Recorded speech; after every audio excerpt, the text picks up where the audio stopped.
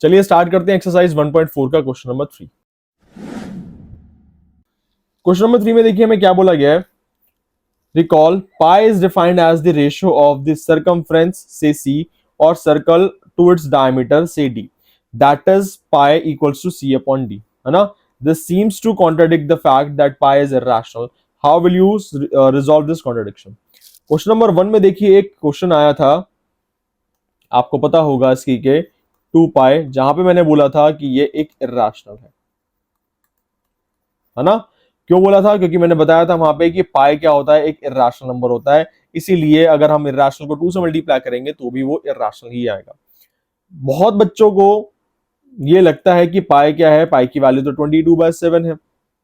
22/7 क्या है, एक रैशनल नंबर है ना, क्योंकि पी बाई क्यू के फॉर्म में आया हुआ है। पी बाई क्यू के फॉर्म में आया हुआ है, एक रैशनल नंबर है, तो पाई कैसे इररेशनल हुआ। बट ये जो 22/7 है ना, ये एक अप्रोक्स वैल्यू होती है। क्या वैल्यू है ये? अप्रोक्सीमेट वैल्यू है, it is not the exact value. अब 99% बच्चों को ये पता ही नहीं होगा कि पाई की वैल्यू 22/7 आई कैसे।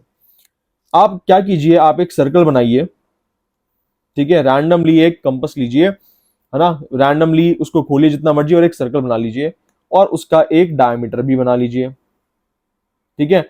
अब आपको क्या करना है, इस सर्कमफ्रेंस को, सर्कल के सर्कमफ्रेंस को मेजर करना है यूजिंग अ थ्रेड। थ्रेड से मेजर करना सीखा होगा ना आपने क्लास 6 में 7th में, कि हम कर्व्स लाइंस को किस तरीके से मेजर करते हैं।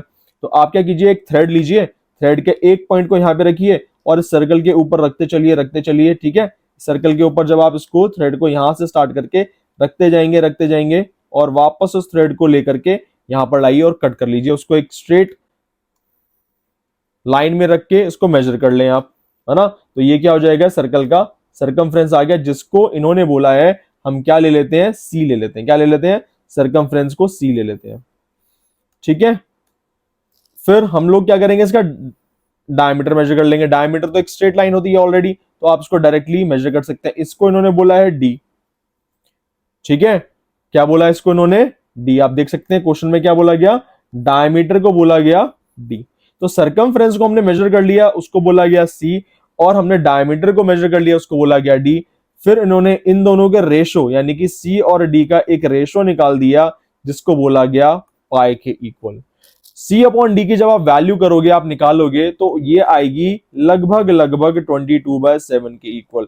हम बिल्कुल एग्जैक्ट इक्वल नहीं आती है, ये याद रखना। ये किसके इक्वल आएगी? 22/7 के इक्वल तो आएगी, लेकिन अप्रोक्सीमेट इक्वल आएगी। मतलब इसकी वैल्यू ऐसी कुछ आ सकती है कि 21.96215/7 ऐसे करके कुछ, या आप कभी और करोगे तो कुछ और वैल्यू आएगी। मतलब एक एग्जैक्ट 22/7 वैल्यू नहीं आती है, तो इसीलिए पाई हमेशा हमारा एक इर्रेशनल नंबर ही होता है। तो यहां पे इन्होंने लिखा था कि ये कॉन्ट्रडिक्शन को आप कैसे सॉल्व करोगे। भाई यहां पे तो कोई कॉन्ट्रडिक्शन है ही नहीं, है ना। इन्होंने लिखा था this seems to contradict the fact that pi is irrational, कि पाई एक इर्रेशनल नंबर है, ये कॉन्ट्रडिक्ट कर रहा है इस चीज को, है ना। बट ऐसा कुछ नहीं है, ये कोई कॉन्ट्रडिक्शन है ही नहीं। We simply can say that, अगर इसका आपको आंसर लिखना हो तो आप लिख सकते हैं कि there is no contradiction, is no contradiction. The value of pi is not exact 22/7. It always gives an approximate value. ठीक है, क्या देता है ये? हमेशा हमें एक अप्रोक्सीमेट वैल्यू देता है, जो कि इक्वल होती है लगभग 22/7 के। इसलिए हम उसको 22/7 लेकर के सॉल्व कर लेते हैं और 3.14 लेके सॉल्व कर लेते हैं। बट ये क्योंकि हमें एक एग्जैक्ट वैल्यू नहीं देता, इसलिए ये हमेशा एक इर्रेशनल है। Therefore pi is irrational.